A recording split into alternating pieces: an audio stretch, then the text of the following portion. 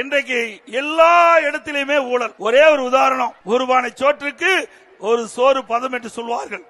இன்றைக்கு மதுரை மாநகராட்சியில 150 கோடி சொத்து வரியில ஊழல் செய்யப்பட்டதாக, முறைகேடு நடந்ததாக திமுக அரசாங்கம் இன்றைக்கு பல்வேறு தரப்பு, அனைத்து இந்திய அண்ணா திராவிட முன்னேற்ற கழகம் கட்சி, இப்படி பல கட்சிகள் ஆர்ப்பாட்டம் செய்த விளைவு இன்றைக்கு வேறு வழி இல்லாம திமுக அரசாங்கம் அதிலே ஆய்வு செய்யப்பட்டு அந்த முறைகேடுகள் நடைபெற்றதாக அவர்களே ஒத்துக்கொண்டு பல அதிகாரிகள், மாநகராட்சியிலே பணிபுரிந்த பல அதிகாரிகள் இன்றைய தினம் சிறையிலே அடைக்கப்பட்டிருக்கின்றார்கள்.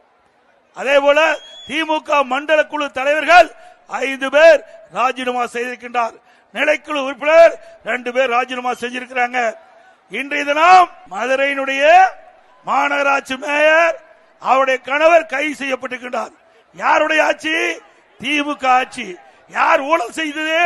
திமுக.